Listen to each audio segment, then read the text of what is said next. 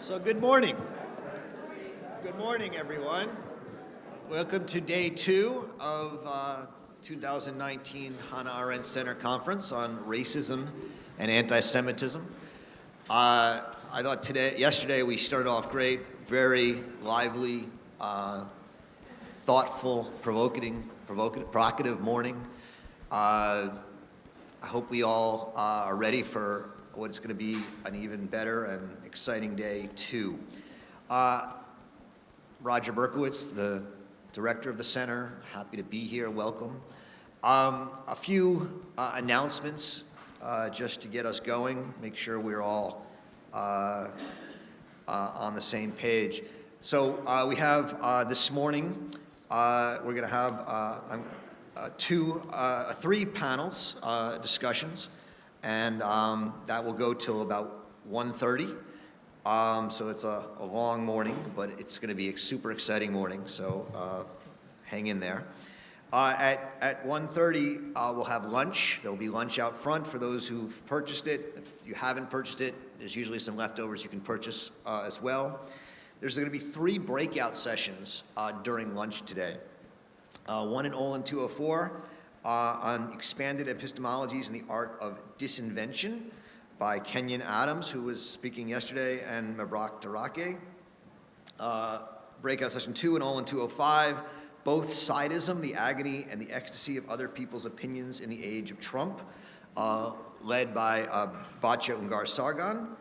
And breakout 3, transforming hate, a perspective leap, by Nikita Nellen, which will actually meet in here for those of you who want to work with him. So I know the breakout sessions were really exciting yesterday. I heard great things about them. This is a chance for you guys to be in smaller groups and do more talking and meet some of the speakers. And I hope you'll attend one of the breakout sessions at lunch. For those who haven't yet, there is a raffle going on outside.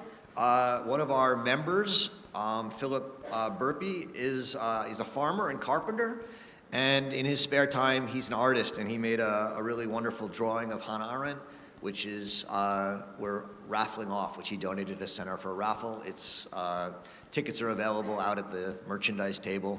You can get your bags, sign up to be a member if you're not a member, and encourage you to join that.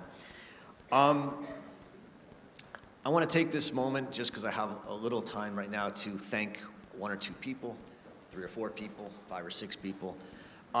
First of all, Tina Stanton, who all of you who are speaking at this conference,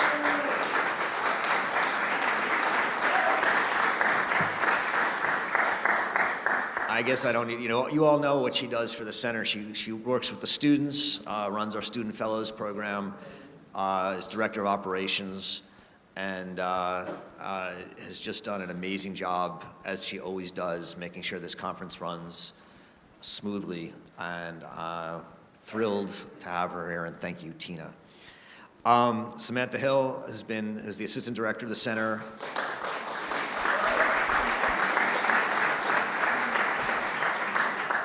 Many of you know her from the virtual reading group, which she runs with me. And by the way, that's something, if you're interested, we do have a virtual reading group, meets every other week, Fridays, online. You can do it from anywhere in the world.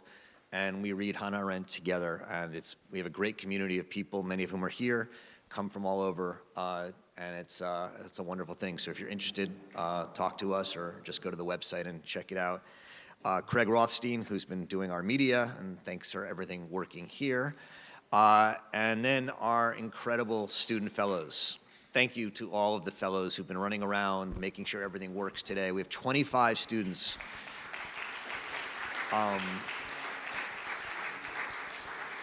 volunteering and making sure this conference is working. So thank you to all of them. I'm gonna now introduce Allison Stanger. Allison is a new board member of the Hannah Arendt Center, which I'm very excited about. She's also our new Hannah Arendt Center Senior Policy Fellow. which basically means that she's going to be working with us here and around the world as we put on events and thinking about how the RN Center can intervene in the world as we try to do. She's the Russell Lang 60 Professor of International Politics and Economics at Middlebury College. And she just published what is clearly the best timed book launch in the history of the world. Came out last week, Whistleblowers. Honesty in America from Washington to Trump. I highly, highly recommend it. It's one of the most important books we have right now about whistleblowing as a nonpartisan, patriotic activity and deeply embedded in the American ethos. So I am now going to turn it over to Allison, who's going to get us going for this morning. And thank you very much, and have a great day.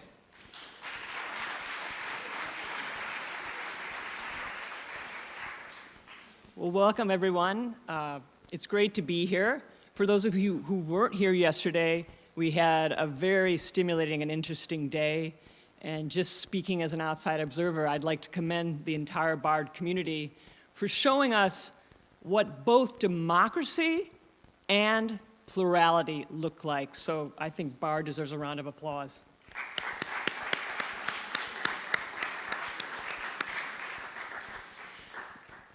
We're all very excited to hear from our speakers, so I won't spend much time up here, but I do want to briefly introduce the president of BARD College, Leon Botstein, who has had a long-standing interest in the issues of this conference.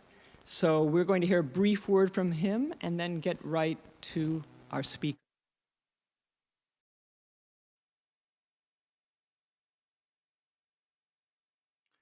I want to welcome each and every one of you to this conference of the Hannah Arendt Center, and I want to thank Roger Berkowitz and his colleagues for organizing it.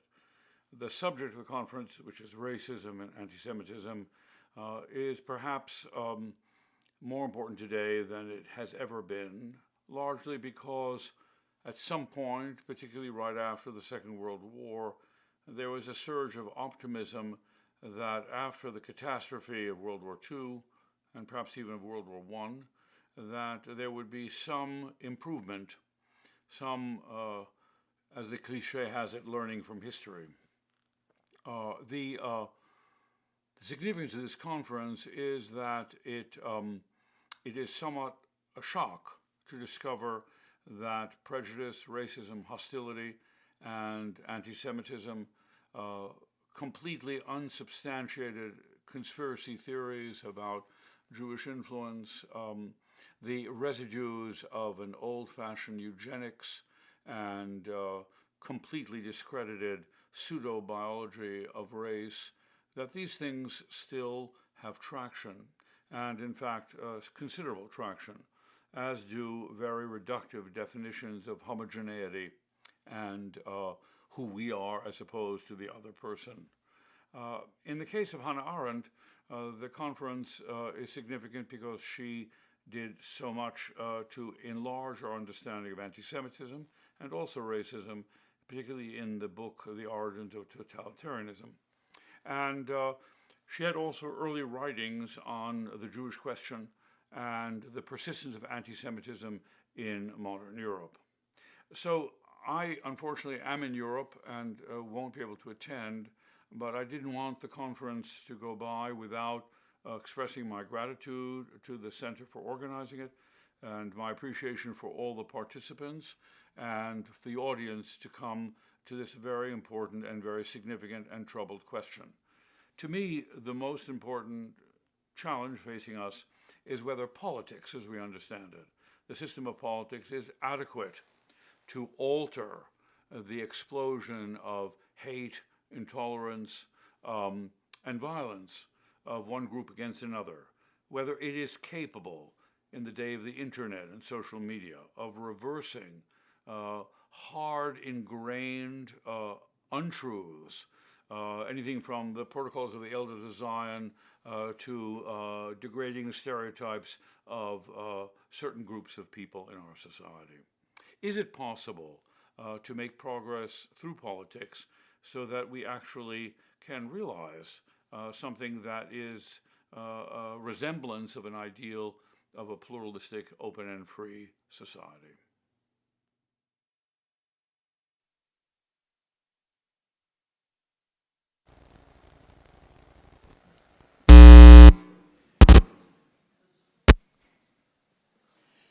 Well, that's a great segue to our speaker. It's an honor and a privilege to be soon sharing the stage with Ibram X. Kendi. He's a 2019 Guggenheim recipient. Dr. Kendi rocketed to national attention with his second book, Stamped from the Beginning, The Definitive History of Racist Ideas in America, which won the National Book Award. His latest book, How to Be an Antiracist, is currently on the New York Times bestseller list, and he is the director of the Anti-Racist Research and Policy Center at American University, where he is translating his ideas into practice. Now, I could go on by summarizing the impressive words of praise that he has received from a diverse array of outlets, while still only in his 30s.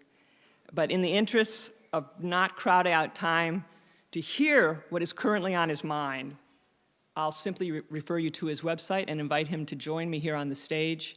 He has indicated that he just wants to have a conversation, so we'll just sit right down and have one, rather than having him address you from the podium first, unless you've changed your mind, Dr. Kendi. But please join me in welcoming Dr. Ibram S. Kendi.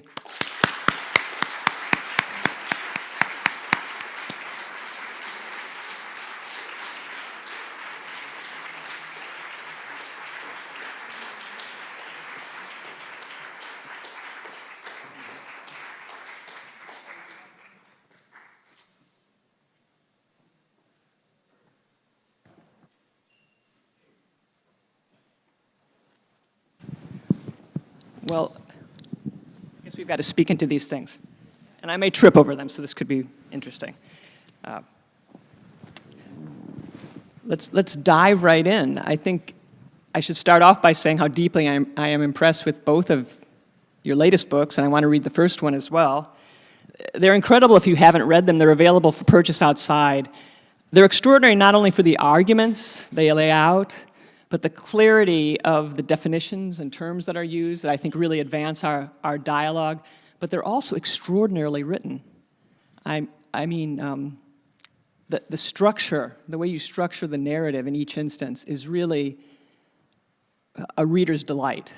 So they're one of these rare books that give us both interesting arguments with which to contend, but are also a pleasure to read. So what you hear here today should encourage you to go out and buy those books. I'd just like to start off by asking you kind of the standard first question, which I'm sure you're used to, which is what led you to write How to Be an Antiracist, and how did the idea emerge from the experience of writing Stamped from the Beginning, which I'm sure was a difficult thing to do, and what brought you to the idea of a definitive history of racism in the first place? So that's a lot of questions to throw out there, but you can take it wherever you like. Sure. So good morning, everyone. It's an honor for me to be here. Thank you so much to the Center for organizing this conference, and thank you, Allison, for sitting down with me to talk about this work. Very quickly, the Stamped from the Beginning, which was a history of racist ideas, it was suggested by my editors that we subtitle it The Definitive. Yeah. And I was against that initially, because as a scholar, like, you're not supposed to define or regard something you wrote as definitive. Someone else is supposed to. That's like, you know, an NBA player now saying, I'm the best in the NBA. Well, actually, they do say that, right? But, they do. But what I thought about was that I was writing a history of anti-Black racist ideas. One of the ways in which anti-Black racist ideas have pervaded the academy and scholarship was this sort of unspoken notion that Black people do not write definitive texts, and that white people are the people who write definitive text. And so when I sort of thought about that, I was like, in a way, you know, I'm putting a political sort of post in the ground, particularly in a genre that has almost totally been dominated by white people. In other words, white people have primarily wrote the histories of scientific racism, or as I sort of classified it, racist ideas.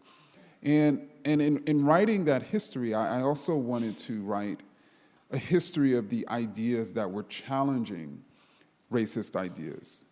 And I realized that historically, the producers of racist ideas had typically self-identified themselves as not racist. And so whether that's white nationalists today who say they're not racist, from the White House to Ku Klux Klan organizations, or slave traders, eugenicists, Jim Crow segregationists, you name it, they probably classify themselves and their ideas as not racist. And so I knew I couldn't use not racist as a term when the racist had consistently called their ideas not racist. And so instead, Angela Davis, in the early 1980s, at a speech that she gave in the Bay Area, once said, "It's not enough to be not racist, we must be anti-racist." And so in the text, I sort of show the debate between racist and anti-racist ideas. And when I went out speaking about STAMP from the beginning, I would urge people to be anti-racist, to adopt anti-racist ideas. And typically people were like, "What are you talking about? I'm not racist," and I thought that that's what I'm supposed to be striving to be and to do. And so some people who were serious about transforming this country and themselves typically ask, "Okay, tell me more about how to be an anti-racist." And that's how I ultimately decided to write this book. That's a great answer, and I have to say, your point about definitive resonates with me because I allowed Yale University Press to call my book Magisterial, which I thought was crazy, but I realized, just as you did, that people don't refer to books written by women as magisterial, so why not? So I applaud your choice. I'd just like to ask you something about recent events in the BARD community, just to start us off, and maybe have you apply your ideas to that problem. We've had, I think, as you know, some incidents, racist incidents on the BARD campus and at Simon's Rock, and I thought this might be a good opportunity to start with that and just let you perhaps share with us how to be an anti-racist in that particular situation. Well, I'm certainly not as familiar with all of the details of what happened as I'm sure everyone here. But one thing I will say is that one of the things that I've advocated for campuses to do is to truly have zero tolerance for racist slights, whether that's graffiti, and even certainly more physical attacks. And what I mean by that is typically the way campuses operate is like if I'm a black student and a white student says or does something to me that I consider to be offensive, and let's say if that happens to me every week for 10 straight weeks, I experience 10 incidents in 10 straight weeks, but the way that the university responds to them is as if they're 10 separate incidents.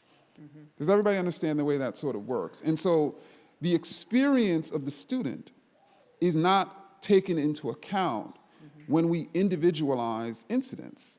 And I think that, and the reason why I mentioned zero tolerance is because when we have discussions about potentially seriously sort of punishing those individual white students, the response by their defenders is they just did one thing. And so when we're thinking about the response, people are primarily thinking about it from the perspective of the white student and not the black student who has faced 10 separate incidents. And I think that is, and so I think there either has to be some sort of bridge, in other words, in which you take into account both the individual white student and the black student, or I would prefer, like with anything else, that we regulate and legislate and punish based on the experience of the victim. But that would completely revolutionize how campuses respond to these incidents. And I find that campuses are as much concerned about the white student perpetrator as they are the black student victim. To give an example, I remember at my own campus, I went there to give a talk. This was before I was hired. And there was a series of incidents that had happened on our campus.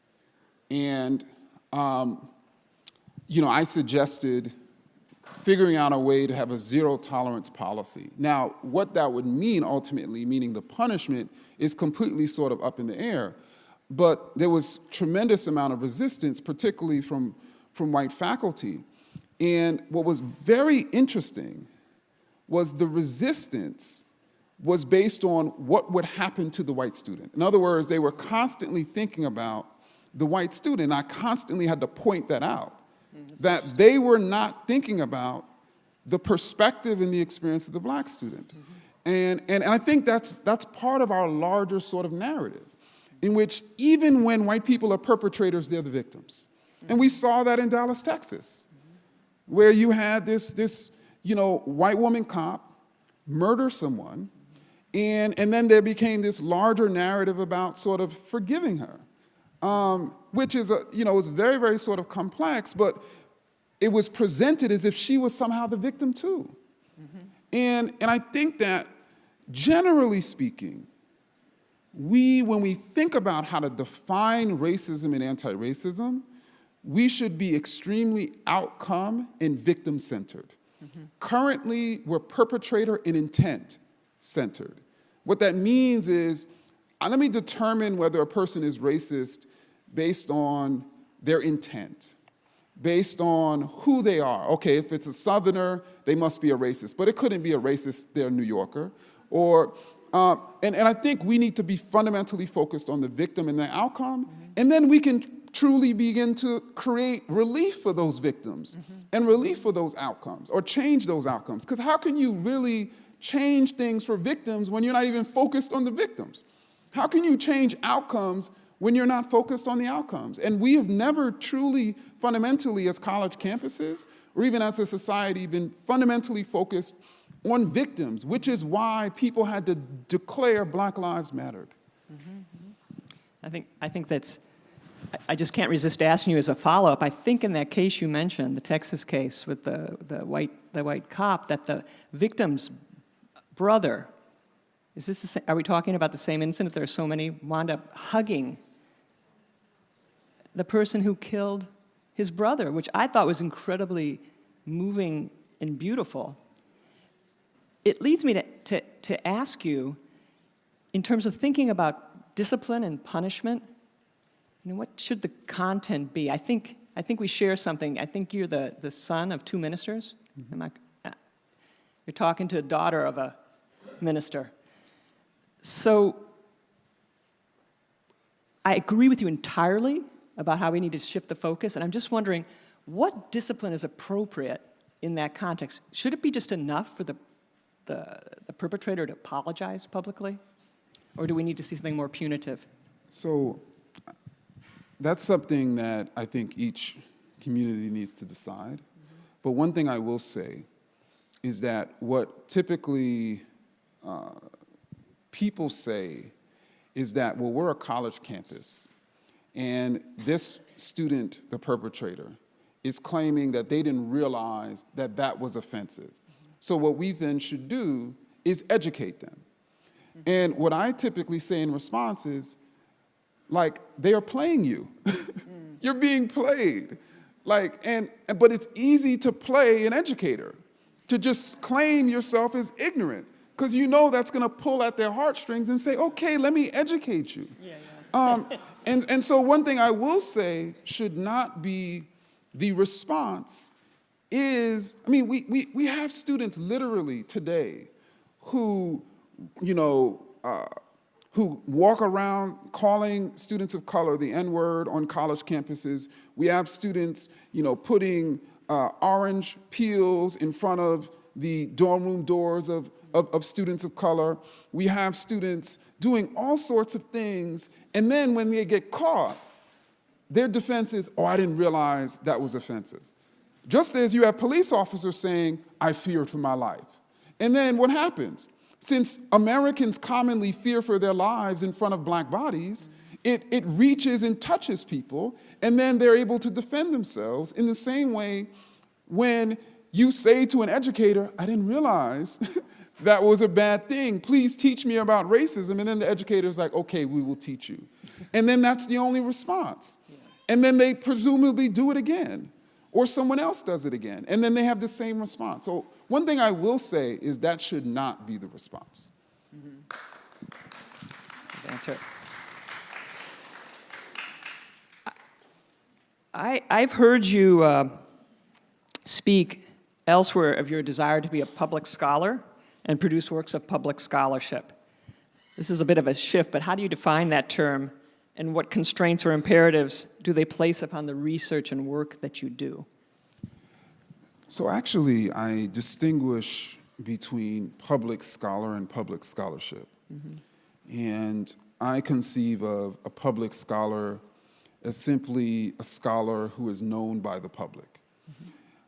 I conceive of public scholarship as scholarship that literally impacts the lives and the minds of the public. I want to produce public scholarship. So how do you produce public scholarship that influences the lives of the public? Is by creating scholarship that has the capacity to change policy.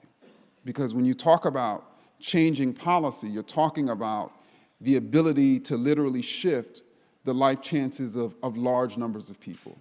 And then secondly, how do you shift the minds of people? First and foremost, you make it accessible. You make it relevant. You make it understandable. You make it clear. And so for me, when I think my audience, as I'm writing books or even essays, is not another academic who studies racism. My audience is that woman who is on her way home from work, who's trying to sort of figure out, why she's being evicted again, and why she is struggling to get promoted on her job, why her boss keeps promoting white people in front of her. Those are the people that I write for. And so I think that, so for me, that to me is public scholarship. And I think academics and colleges would become more relevant and impactful if we produce more public scholarship. I completely agree with you on that.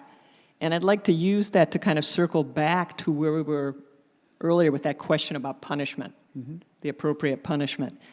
Because you said that the standard response is for people to want to educate those who claim they are ignorant. I want to suggest to you the possibility that maybe some people really are ignorant. It might be just mind-bogglingly impossible to imagine, but that they genuinely don't know. They've got blind spots that need to be removed. And so I wonder to what extent we have to acknowledge that possibility. And maybe you're writing for those ignorant people as well. I mean, that's what I see your books as doing as well, is opening this topic up to a lot of people who might be resistant because you do it so effectively. So I guess to be more precise on what I was saying, and again, to compare it to the defense of the police officer who says he feared or she feared for her life. I don't think we're stating that they did not fear for their life. Right. What we're saying is, first of all, the fact that you feared for your life in front of an armed or even unarmed black body that means there's something wrong with you, A, because it's probably drawn from your racist ideas in which you fear black bodies in ways you don't fear white bodies who have AK-47s. And so that's the first thing. The second thing is, even if you did fear for your life, that still should not be a defense to take another person's life. And so you compare that to the defense of, oh, I just didn't know, I was ignorant. Who is to blame if they're ignorant? They are.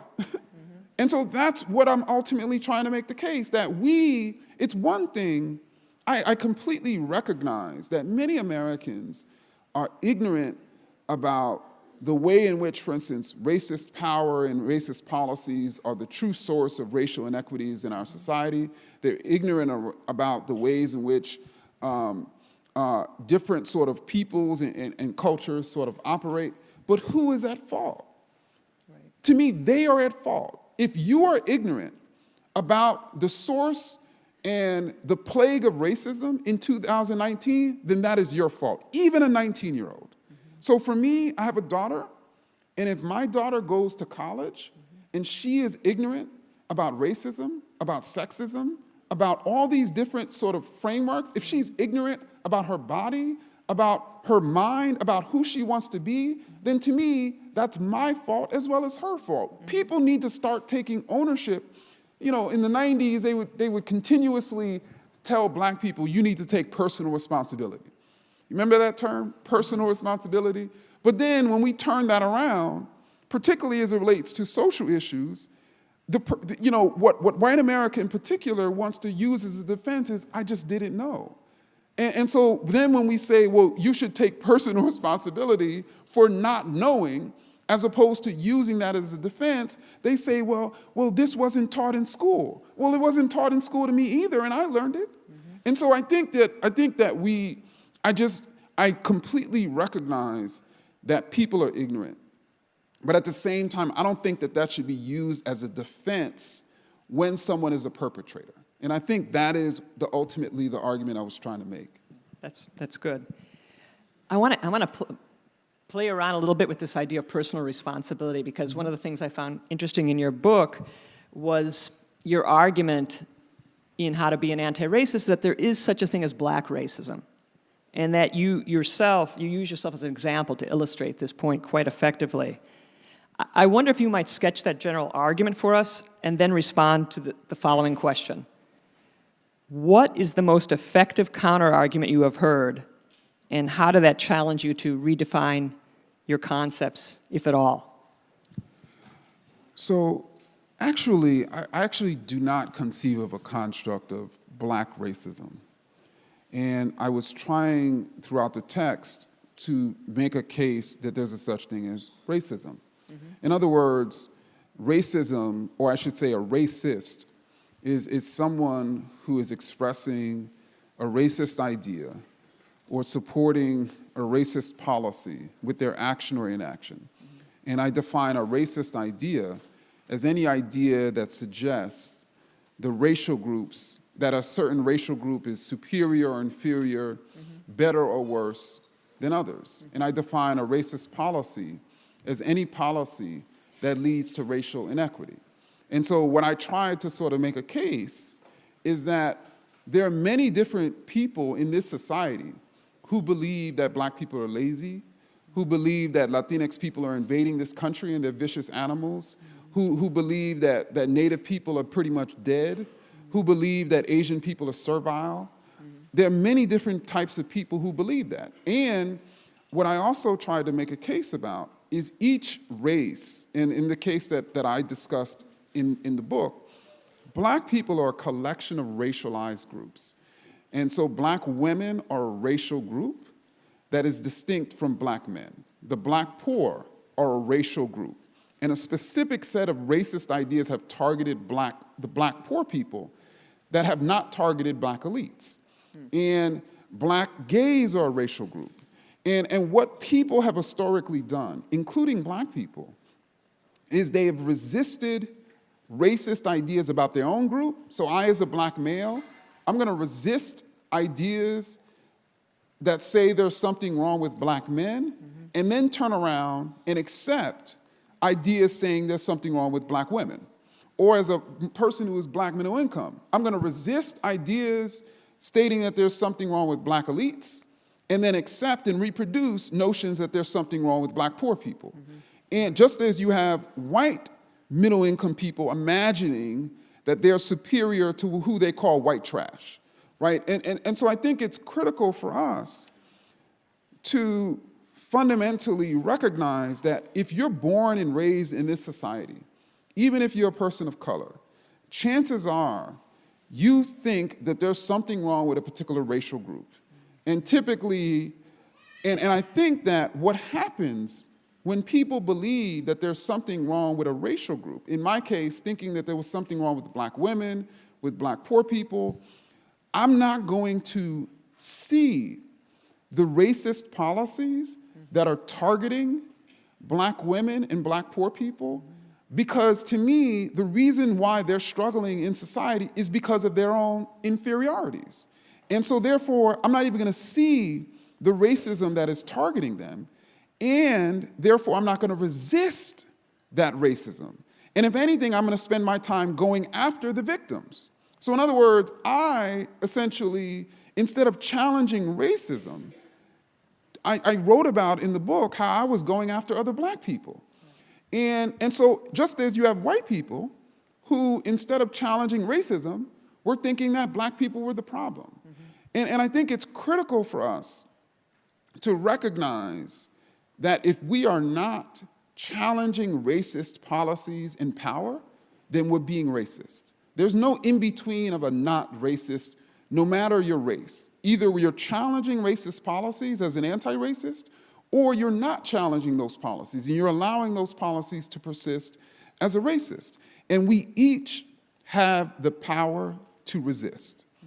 Every single one of us on this earth. And black people have used their power to resist slavery, to resist Jim Crow, to resist mass incarceration. And then what also is the case is when we sort of break down sort of benefits and privileges, there's a such thing, for instance, as someone like in R. Kelly benefiting from the fact that his victims were black girls. In other words, if his victims would have been a series of white girls and white women, then there would have been a different societal response. And so we often talk about the ways in which white people benefit from anti-black racism. We don't talk about the ways in which people like R. Kelly and Bill Cosby and Clarence Thomas benefit from anti-black racism. And one of the things that I was trying to do in the text is say anyone that is thinking that there's something wrong with black people, anyone that is using anti-black racism for their own sexual or even professional gain is someone who's being racist. Good. Well said. Would you extend that to sexism? You know, so in terms of the same group discrimination logic that informs the racist, anti-racist. I think that's up to divide. Scholars who study sexism. Yeah, no, it's just an interesting thing to Yes. think about extending it. Let me try to come at it from a different way by asking you about a recent piece you wrote, short thing in Politico, that argued, quote, to fix the original sin of racism, Americans should pass an anti-racist amendment to the U.S. Constitution that enshrines two guiding anti-racist principles. Racial inequity is evidence of racist policy, and the different racial groups are equals. Now, I'm assuming you would say that the Equal Protection Clause of the 14th Amendment does not suffice. And this occurs to me in the context of thinking about sexism, because obviously your proposal reminds me of the Equal Rights Amendment for equal women's rights. And why isn't the proper interpretation and enforcement of the Equal Protection Clause within the 14th Amendment enough? In other words, wouldn't women's right, I mean, why can't we just insist that the Constitution be upheld and the existing laws be enforced? to get anti-racist outcomes? I think that, so the 14th Amendment was passed in 1868. Yeah. Is that correct? So we're talking about 151 years later. And what was the case when Congress was debating the 14th Amendment, those who were supportive of such equalizing amendment, but opposed to the final language, was that the essential language left the door open for multiple interpretations, which is how a few decades later, corporations were using the 14th Amendment, which is how you have white people today who are on the higher end of almost every racial disparity, who are using the 14th Amendment to make the case that they are being discriminated against. And so I think that I don't know if we can literally revise an amendment. In other words, so I mean, if we could revise and actually state very clearly what is a racist and an anti-racist policy, and then I think that that's something that I would be certainly open to. The other thing, very quickly, and I think this is much more complex, and so I don't really talk about this much in public, is the term discrimination has been hijacked. And what I mean by that is, for the longest, we have used the term racial discrimination, gender discrimination, and it has been fundamentally conceived of as in a pejorative sense. And so then what sort of happened is, and so in other words, we were classifying, for instance, in the early 1960s, voter suppression policies as discriminatory and thereby bad. And so when, by the late 1960s, and especially the early 1970s, when we began to put affirmative action policies on the books, whether at colleges or even in, even in sort of public sort of works, what happened is those who opposed affirmative action made the case that those are discriminatory too. And there was also this long history of people all the way back to President Andrew Johnson who opposed the 14th Amendment, claiming that civil rights laws was discriminating against white people. And so the way in which they conceived of discrimination, I should say, they used our perspective of discrimination as fundamentally negative to turn it on its head. In other words, I think that, some of you are like, okay, where are you going with this? I like it. I think that it is an entirely different thing. Let's say when you have a room that has 100 seats, and white people are filling all of those seats, and you who control the room state, you know what, you want the room to be diverse. You refuse or are unable to add more seats. How are you going to diversify that room without holding some white people at the door? It is impossible. And so then you begin to hold white people at the door to create more equity. That is an entirely different thing than if you have a diverse room with 100 seats and you can't bring any more and you hold white people at the door. Those are two completely different phenomenons, but they're conceived of as both discrimination and both bad. And so what I argue in my work is what we should actually start doing, even with the term discrimination, is we should have a notion of racist and anti-racist discrimination. In other words, discrimination that leads to equity is anti-racist. Discrimination that leads to inequity is racist. We should always be focused on the outcome. And since we're so focused on the intent or even the racial language of a policy, that is how you can have so many people today believe affirmative action policies which reduced racial inequities, they can call those policies racist. You see how that works? Policies that are reducing racial inequities are called racist because the focus is not on the outcome. And so then they can, in states like California, strip the UC system of affirmative action policies and then lead to this massive decline in the number of black students and then simultaneously say that they're being fair. I mean, this is the America that we live in. People don't care about outcomes. And I think we need to fundamentally be focused on those outcomes. That's a great answer, but I just want to push you a little bit on the idea of redefining discrimination is focusing exclusively on outcomes. In other words, if we see unequal outcomes, it's definitely a sign, it must be racism. Because the problem with that to me is that we completely throw out the window any idea of excellence. So, in other words, how can we retain an idea that there are exceptional individuals in all shapes and sizes, and people have certain blind spots. They can be looking at someone who's not like them, and they just don't even see that that person has extraordinary potential. You yourself might perhaps be an example of that. I mean, look at what you've accomplished, and you describe yourself in the book as a student who wasn't really even recognized as having those unique qualities. Our measures of excellence, Yeah. The way in which we measure excellence in this country is deeply flawed. No, I agree with you on that. Yeah. And so, for instance, I took the SAT, and I think I got something like a 460 or something on the verbal section of the SAT. I think that's great. And so therefore, by that measure, I was not certainly a good writer, right? And I certainly wasn't going to go on in my English 101 class and get an A. And so I think that I'm certainly, I guess let me put it like this.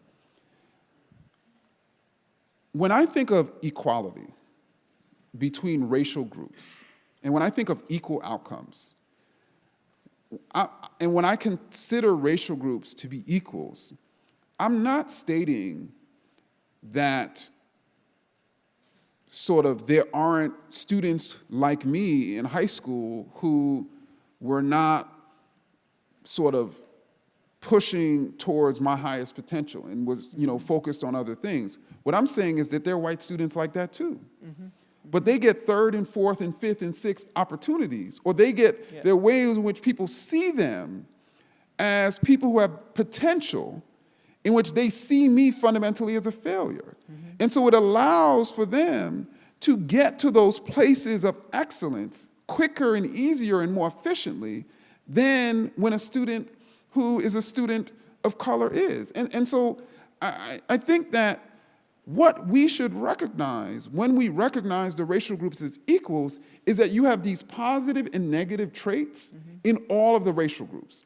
And so when you have disparities, it's not because one of the racial groups is more lazy than the other.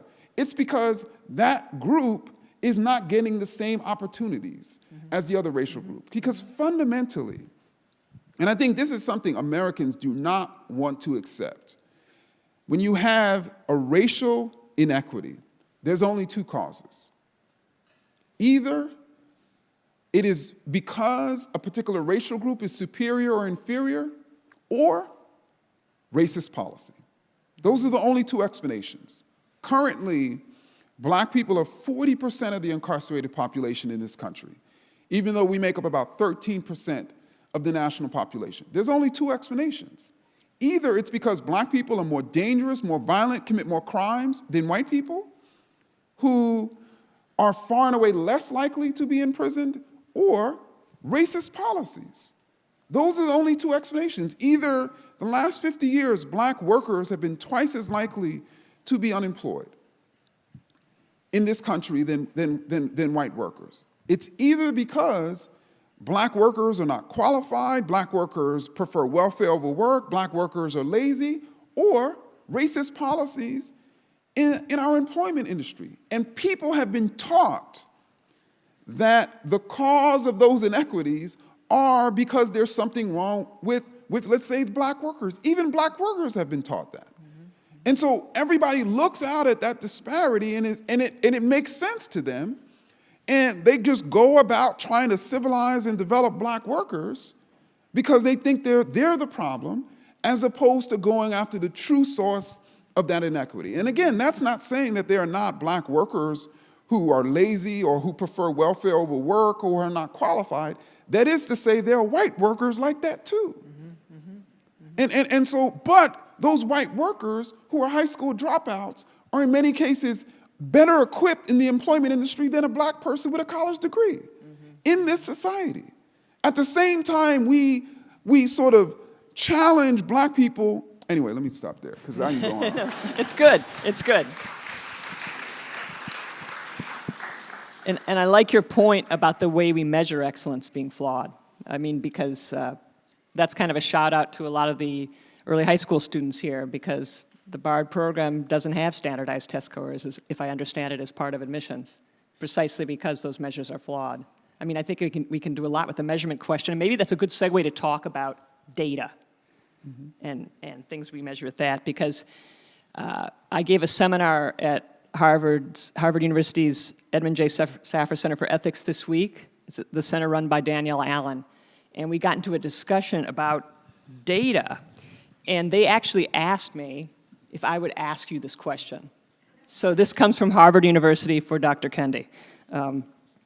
There seems to be a potential problem with using the category, the very category of race in a big data world, especially in our criminal justice system, where it's a variable that gets reified. But how do we identify and fight racism without thinking in racial terms? Should we ban statistical machine learning algorithms that run on data with racial categories? So it's basically, how can we highlight and combat racism without using racial categories that get manipulated and spun into things we don't want to see? So I actually believe that we should categorize by race so that we can collect racial data. And not because I believe that there is literally a such thing as a black race from a scientific or genetic perspective, that there's a such thing as black blood that's distinct from Latinx blood, that's distinct from Asian blood. Not because I think there's a such thing as native diseases that are distinct from the diseases of people from the Middle East. It's that if we do not categorize by race, then we are not going to be able to collect racial data. And if we don't collect racial data, we won't be able to see racial disparities and inequities.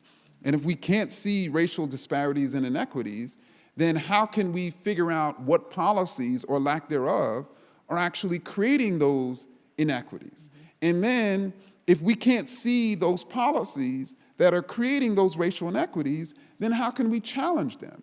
And so that is the irony about this sort of racial subject. You have many well-meaning people who imagine that the solution is for us to just stop identifying by race, since it's a made-up sort of concept, and that somehow that will be our deliverance.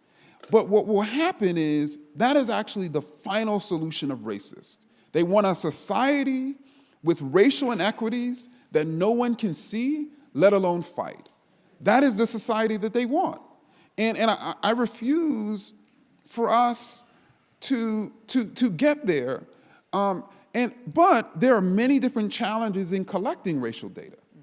And obviously you have algorithms that are created on flawed sets of racial data, or you have the data and then you have the human mind crafting the algorithm based on the data. And there's this imagined notion that there's a such thing as AI. Y'all know what I'm talking about? AI, like that. That literally AI is not an extension of the human mind. That's what people believe. That's what many people believe, and that's what we're being taught. But who creates AI? Yeah, they just somehow aliens came down. I mean, no, it's what's created by people. So fundamentally, it is another human invention. But if we can convince people that this is AI, so therefore there's no human bias, then we create a new frontier of essentially excluding people, of denigrating people, based on this notion that we're not being racist. So, there was a frontier in which the church was used or religion was used. Oh, this isn't racist, this is God's law. There was a frontier in which science was used. And the new frontier is AI. I think you're right about that.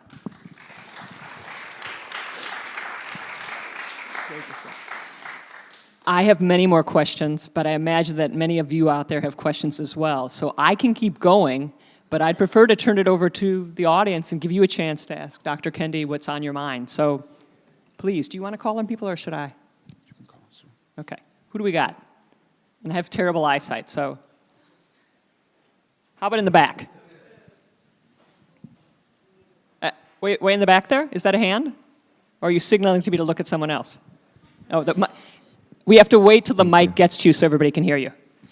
I have a question around horizontal hostility between minorities, and if you have, like I said, Latinx, as a queer Latinx, coming from Chicago recently, seeing how segregated the whole city is and how Latinos, even Mexicans against Puerto Ricans, or Mexicans against blacks, or blacks against Asians, if you have any strategies to be anti-racist and the hostilities that happen between minorities.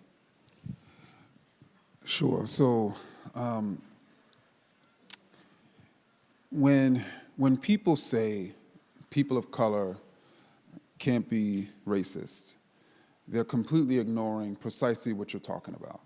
The ways in which Latinx people have consumed anti-black racist ideas, the way black people have consumed anti-Latinx racist ideas, the ways in which you've had people of color refusing to challenge policies that are harming Latinx immigrants, the ways in which other people of color have refused to challenge policies that are leading to the mass incarceration of black bodies, the ways in which people of color have refused to challenge policies that are affecting the life chances and the environment that Native people hold so dear. And the ways in which people are refusing to figure out why is it that Asian people in New York City have the highest rates of poverty than any other racial group. And so I think, first and foremost, people of color need to realize that those ideas that they have about those other racial groups that may be preventing that unity are racist. Secondly, they need to realize the ways in which, by not supporting the movements of other racial groups, they're hanging themselves. And historically, when people of color have banded together to challenge common forms of racism, that's when they've been the most successful. And so for me, I think, and I urge black people, because obviously black people are more than likely to listen to me on this subject than let's say Latinx, Asian, or Native people, to recognize, for instance, the comparisons between the ideas about Latinx immigrants today and the ideas against black people a century ago, when black migrants who were coming to New York City from Georgia were classified as invaders. That's actually what happened exactly 100 years ago. And then you have some black folk who are believing the same thing, that you had white people then were saying they're gonna take our jobs, so we're gonna resist them. And then you have black people saying the same exact thing. So I think it's also important for us to know history, right? And I think that there's so many different ways in which we know our own history, but we don't know the histories of other groups that I think is essential for even understanding our own history. Okay, yes. Thomas. Oh. Hi, thank you for being here. Thomas Chatterton Williams. I have a question and a comment. The first is, my comment is that I actually don't think the final solution of racists is a kind of invisible society. The work I've done talking to white supremacists in Europe and in America shows that they very much want a hyper-racialized society where each group is very aware of its essence, and each group in its corner. And Richard Spencer would like a white ethno-state. He wouldn't like an invisible society where we don't pay attention to differences. That's what I've noticed in my work. My other point is a question. If we take blacks and Latinos out of the equation, how do we arrive at the idea that all unequal outcomes are the result of policy, as per your Politico piece, if we just look at how Asians tend to outperform whites? And we don't think that there are policies, or maybe you do, there are policies favoring Asians against whites. How do Asians at all class levels tend to outcompete whites in New York City, for example, in the public school admissions tests? Or why do Asian males out-earn whites nationwide? Thank you. So in terms of the first question, in terms of why Asian people in New York City outperform, is because studies consistently show that test prep companies are concentrated in Asian and white neighborhoods, but especially Asian neighborhoods. And so test prep companies boost the scores of students. In terms of why Asian males, in certain cases, out-earn white males is because they're more than likely to be coming and working in STEM fields. In other words, they're coming to work in STEM fields. So, and when you have a 5% of a population, as Asians are, compared to 65% of the population of whites, and you have this higher concentration of people in STEM fields that are more likely to pay more, you can sort of see how and why that would happen. To your first comment, so actually, I don't actually consider this white ethno-state and thereby a black ethno-state along it to be something that is even politically viable. But I do consider a post-racial state to be something that's politically viable. And what I mean by viable is the majority of white Americans are actually opposed to a white ethno-state. And so let alone the people of color. And so the likelihood of us creating this state in which all people of color, essentially are killed or removed, politically is something that is not possible. But it is possible. The majority of Americans, it seems, are gunning for a post-racial society in which we're not talking about race, in which we're not even collecting racial data, in which that final solution is achieved. And so I don't actually fear necessarily a white ethno-state, but I can see the ways in which a post-racial state would emerge. And that would be even more damaging for the reasons I already explained. We have a question here from Adam Schatz, and I just want to encourage students. We have a student question. All of you in the front row, I bet you've got a great question, so be thinking hard and I might come to you next. Adam. You can just pass the mic along. Oh, it already went up there. I thought I was being efficient. It didn't work. Hi, thanks. Thanks for that talk. You argue very eloquently for the ethical imperative, ethical political imperative of anti-racism. But what I'm wondering about is anti-racism, of course, it's necessary, but is it sufficient? And I'm thinking particularly of debates among black progressives who define themselves as anti-racist and who share a similar vision of a political outcome of enfranchisement, democracy, equality, et cetera, but who actually have fierce disagreements on how to get there. I mean, one example would be reparations. One of the most powerful cases for reparations famously was made by Ta-Nehisi Coates in his Atlantic magazine article, but also some of the most eloquent critiques of that argument came from black leftists like Adolph Reed and Cedric Johnson. All of these people share a vision. They're all anti-racist, and yet somehow anti-racism doesn't get them to the same sense of social policy. So I'm wondering, what do you make of that? Sure. So just because someone self-identifies themselves as anti-racist doesn't necessarily mean they're anti-racist. And here is where I sort of, where I would say this. So one of the chapters in my text is called Class. And in that chapter, I talk about the relationship between racism and capitalism. And I talk about not only its historical relationship, in which racism and capitalism emerged at the same time in the same place and have reinforced themselves historically for upwards of 600 years, but even their empirical sort of relationship, in which fundamentally whiteness and wealth is intertwined and poverty and blackness is intertwined in the United States and around the world. But you have people who classify themselves as anti-racist and pro-capitalist. And in the book, I argue that that's an impossibility because fundamentally, capitalism has always been deeply racist, and racism has always functioned on capitalism. And so some of these black leftists are making a case for a reparations policy that simultaneously would reinforce capitalism.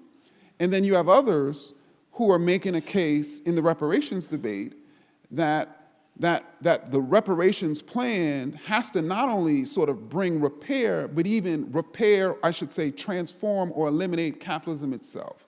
Therein lies the fundamental debate. And so those who are calling for a reform of capitalism and then simultaneously imagining themselves as anti-racist, I would argue are not anti-racist. And here is why. If we create a society in which there's no disparities between white elites and black elites, black and white working people, and there's still going to be disparities between black elites and black working people. And you know how black elites are going to justify their class position? Based on the same racist ideas they've always used to justify their class position. You know how white elites are going to justify their class position over white working people? By continuing to call them white trash. And so you're going to continue to have these disparities between racial groups that are going to persist in a nation that apparently has moved past racism. But it's just moved past racism in one particular type of way. Students, you got a question? Yes, please, right here in the middle. Wait, you need to wait for the mic so we can hear you. Hang on.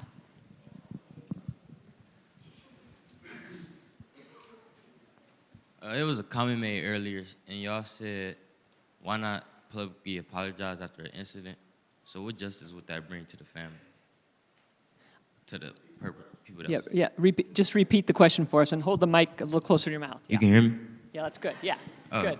It was a comment made earlier and said, why not publicly apologize? Yeah. What justice would that bring to the family that was, offended? Would you like me to answer, or do you want to hear Dr. Kendi? I think you was the one who made the comment.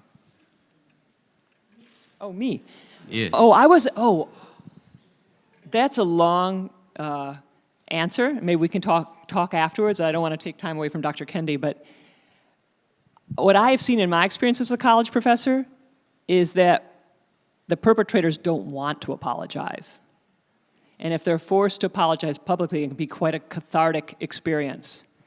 So I don't underestimate the power of forcing someone to say, I'm sorry, and genuinely meaning it and understanding why they're saying they're sorry. So there are a lot of approaches to justice.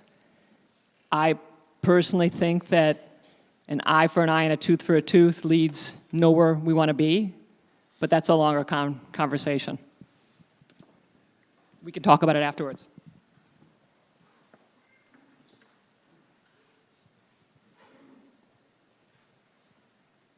Yes, oh yeah, I have to call on people, that's right. Sorry, another student? Please, the students get priority, especially the ones that traveled a long way. She's not a student. Thank you for your question.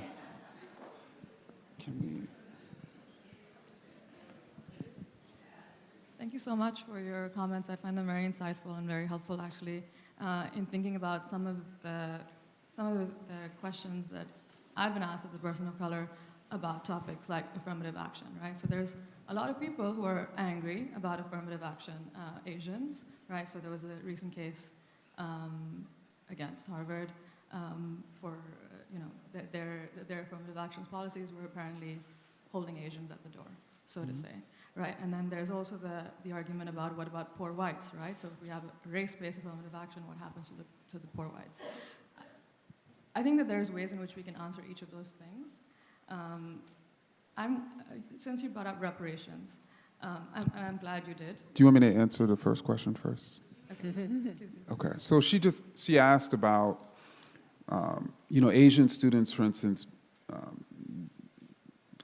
considering that affirmative action is a problem and it sort of harms them, and also what about poor whites with affirmative action policies? What happened, I think, recently it came out that I think, 43 or 45% of white students who came into Harvard's recent incoming class did so due to special privileges. And so what has happened, and this is among sort of racist Asians as well as racist whites, and racist Asians do not represent the Asian community. What's happened is this narrative that the reason why more Asian students are not getting into places like Harvard is because of Latinx and Black students and affirmative action, when in fact it's because of white students who far and away are getting into these institutions because because of specific sets of special privileges. And so you have many anti-racist Asians who recognize that and who are challenging that. I would also say very quickly that affirmative action is typically used as a minor sort of admissions criterion. Does everybody understand what I mean by minor? In comparison, a major admissions policy is something like, what did the student do on college prep courses in high school? Because if they did well on college prep courses, chances are they're going to do well in college. So let's make that our number one indicator as to whether someone is qualified. Well, it just so happens that a few years back, the College Board found that 80% of Black high school students who would have done well on college prep courses did not take one. Does everybody understand that? 80% who would have done well, not 80% of all Black students, but 80% who would have done well. So how is performance on college prep courses in high school a not racist, race-neutral policy when Black students don't even have the opportunity to compete, let alone do well on those courses? How is it that GPAs are race-neutral when if you take an IB or an IB course, your GPA is boosted? So now you have the capacity to get a 4.5, 5.0 in high school, while another student of color or a Latinx or Black student who doesn't have AP or IB courses at their school, the most they can get is a 4.0. How is SAT scores, which are another major criteria for most colleges and universities, race neutral, when the only thing it primarily predicts is the wealth of the parents? And there's a massive wealth gap between the races in this country. How does it predict that? Because if you have a lot of wealth, you can afford a college prep course or even a private tutor, and then you can turn around and go to these meetings in New York City opposing the removal of that single test by saying, you know what, my kid will do well on these tests because they're working hard, and those other kids won't because they keep playing basketball, knowing you just brought your kid from their private tutor. I mean, this is the reality that we live in. And so for me, I'll stop there. That's very good. That's very good. Thank you for that question. I actually completely agree with you, and that wasn't a question on my end. My question is this. So thank you for saying that and spelling it out so clearly. I completely agree with you. As a person of color myself, I've been asked, so if we had the whole reparations thing go down, would then there be a need for affirmative action? And I found myself sort of thinking about, well, what do they mean? What's the extent? But it is a very problematic thing to say, and I'm wondering, what do you think about that?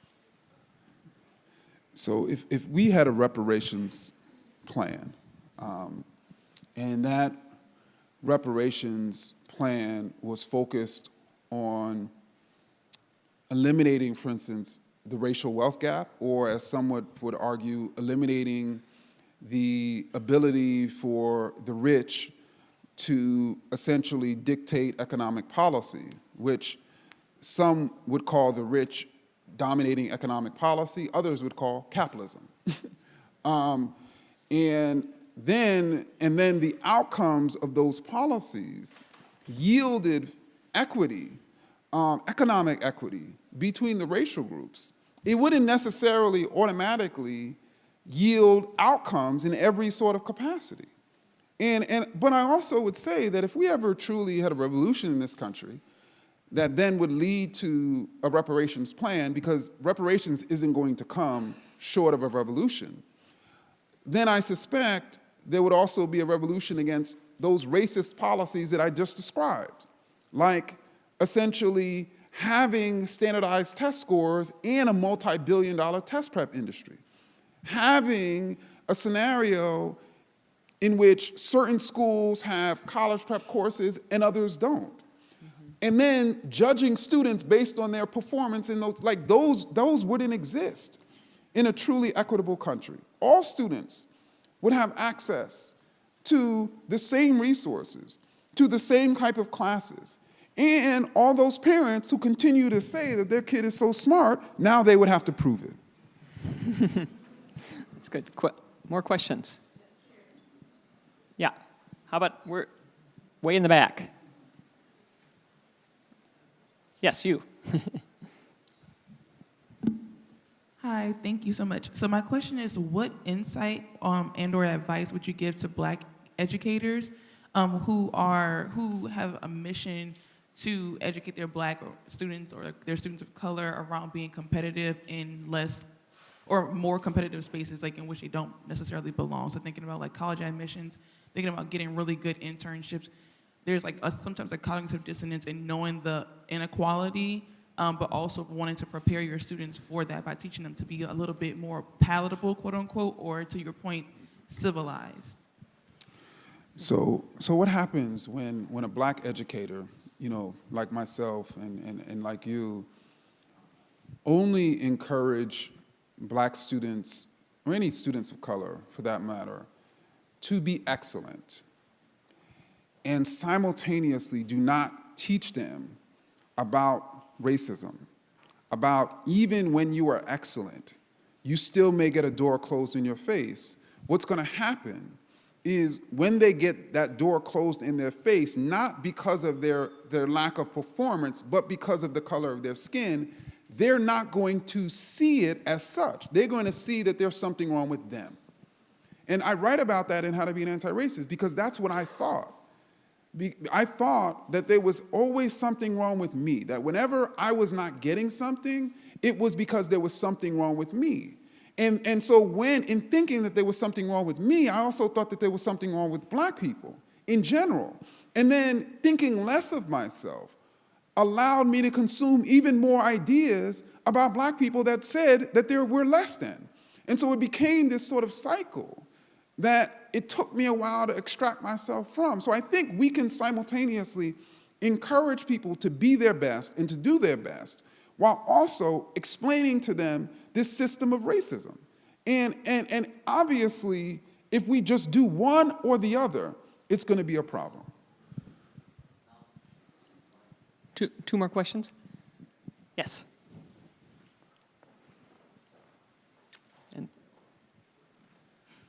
Hello, my name is Catherine Sophia Bell. I'm in the philosophy department at Penn State University. And I have to say, watching this exchange has been intellectually and emotionally exhausting for me, and I'm in the audience, so I'm curious about what the experience is like for you constantly going into these spaces. we are stating things that for many people are obvious, but for many white people seem to be like, I just don't understand and I just don't get it. And so one of the clips or examples of this that's coming to mind is one that has circulated with Toni Morrison when she's being interviewed by a white woman who's asking her why she doesn't center white people in her novels more. And Toni Morrison looks at this white woman directly in her eyes and says, I don't think you understand how profoundly racist that question is. And so when I hear your interlocutor, when you pose the point of racial equity, and Allison asked the question, well, what happens with excellence? I don't think you understand how profoundly racist that shift is. Because the operating assumption is that the equity and the diversity means that there is going to be a lack of excellence, or that when the room is 100 white people, that there was automatically some excellence there. Another example is with this young man over here who asked the question about the apology and how that related to justice. And rather than answering the justice question, you went to the violence question of an apology versus an eye for an eye. So I just want to state how problematic that is, both with our speaker as well as with the young man who asked the question right here.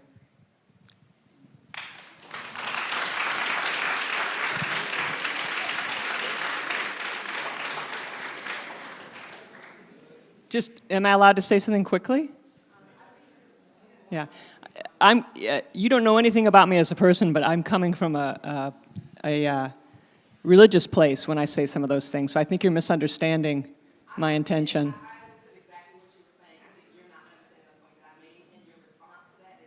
No, I understand your point. I totally understand your point, but I think you're misunderstanding what I meant. There's a theoretical argument that can be made that if you're going to insist on equality of outcomes, you've got to throw excellence out. That any idea of merit is a hierarchy, and you've got to throw it out. Yeah. So, yeah. Can we take the next question? Did you want to? Yeah. I think we're almost out of time. Student? Yeah. Okay, please, right here. Right here.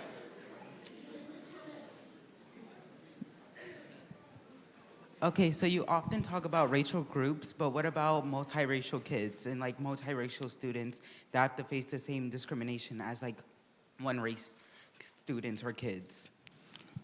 So actually, biracial people in this country are a racialized group. And historically, for instance, a century ago, when scholars began seeing and studying biracial people, they classified them as a racial group, meaning they were superior to black people or Latinx people who were so-called pure, and inferior to white people. So they were, in a sense, the middle class of the world. And so what they did is they sort of would encourage people to have biracial children, particularly black and Latinx and Native people, because they viewed that as fundamentally racial progress. And you had some biracial people resisted those racist ideas and joined with black and Latinx and Asian people and stated that, no, I'm not superior to you, and no, this is not racial progress. Racial progress is biracial people, black people, white people, all of us being viewed as equals. But then you also had other biracial people who were lighter skinned, imagine that their skin was more beautiful than darker skinned people. And it would encourage and would sort of, and that their straighter hair was good hair compared to kinkier haired people.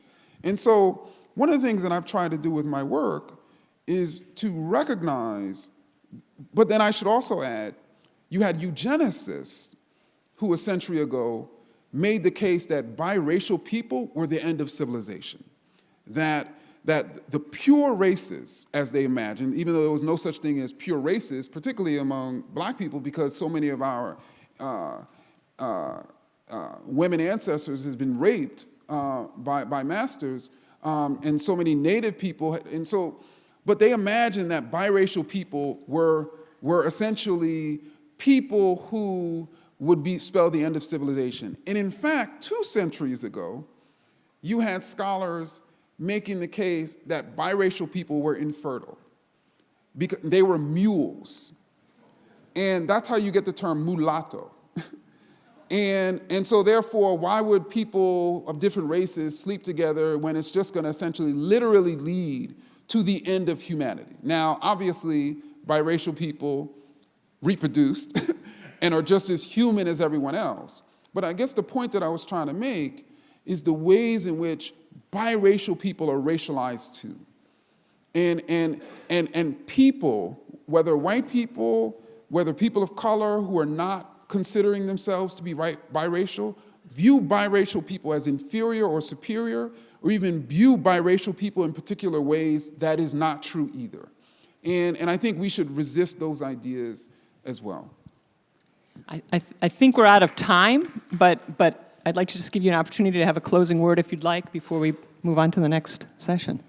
Well, I mean, just very quickly about your exchange. Mm-hmm.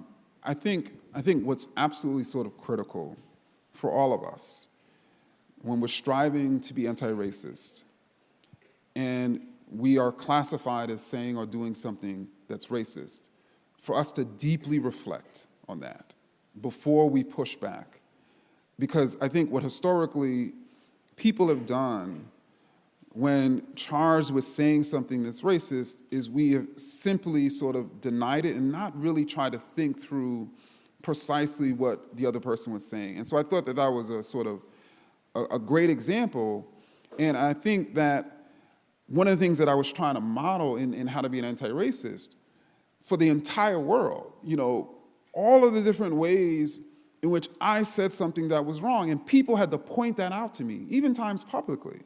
And I had to admit the ways in which I was wrong, but I thought I was a good person. I thought I was striving to do good. I even thought that I was, a liberator for Black people, when in fact, in certain ways and in certain cases, I was not. And so I think all of us, like when we're challenged, it's very, very critical for us to really deeply reflect on not who we are as a person, but deeply reflect on what was said and what was said to us and what we just said. And I think the distinction is the anti-racist will always reflect on what they said, not who they are.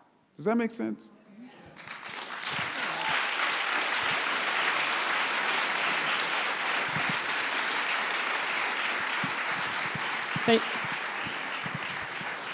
I'd like to thank Dr. Kendi for joining us and for an excellent conversation, and thank you all for your questions.